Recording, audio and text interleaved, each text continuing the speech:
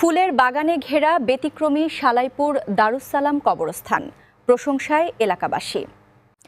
পাবনা জেলার সালাইপুর গয়েশপুর ইউনিয়নের অন্তর্গত সালাইপুর দারুস-সালাম কবরস্থান এখন পরিচ্ছন্নতা, সৌন্দর্য ও সুশৃঙ্খল পরিবেশের এক অনন্য দৃষ্টান্ত হিসেবে পরিচিতি লাভ করেছে।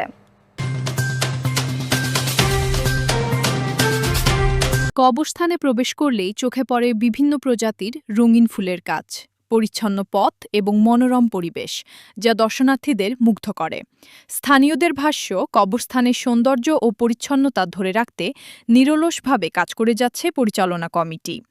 বর্তমানে কবরস্থানের ক্যাশিয়ার ও সেক্রেটারির দায়িত্ব পালন করছেন গ্যাম জাহাঙ্গীর ফিরোজ। তিনি জানান, তার বাবা মরহুম আলহাজ মোহাম্মদ আব্দুল গফুর দীর্ঘদিন ধরে কবরস্থানের সভাপতি ও ক্যাশিয়ারের দায়িত্ব নিষ্ঠার সঙ্গে পালন করেছেন। তার স্বপ্ন ছিল কবরস্থানটিকে ফুলের বাগানে ঘেরা একটি দৃষ্টিনন্দন ও আদর্শ কবরস্থানে রূপান্তর করা। কবরস্থানের আমি দীর্ঘদিন যাবৎ সেক্রেটারি এবং ক্যাশিয়ারের দায়িত্ব পালন করে আসছি। আমার আব্বা মরহুম আলহাজ ডাক্তার আব্দুল গফুর সাহেবও এই গোরস্থানের দীর্ঘদিন সভাপতি এবং ক্যাশিয়ারের দায়িত্ব পালন করে আসছিলেন। আমার আব্বার একটি স্বপ্ন ছিল যে এই গোরস্থানকে ফুলের বাগান দিয়ে সাজানো গোছানো করে একটা সুন্দর পরিচ্ছন্ন একটা কবরস্থানের রূপদান করা। কিন্তু আব্বার সেই পরিকল্পনা বাস্তবায়ন করার আগেই তিনি পরপারের বাসিন্দা হয়েছেন। তবে সেই স্বপ্ন পুরোপুরি বাস্তবায়নের আগেই তিনি ইন্তেকাল করেন।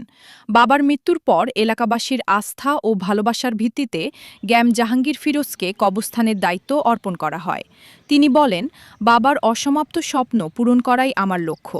এলাকাবাসীর সহযোগিতায় কবরস্থানটিকে আরও সুন্দর, পরিচ্ছন্ন ও সেবামূলক প্রতিষ্ঠানে পরিণত করার চেষ্টা করছি।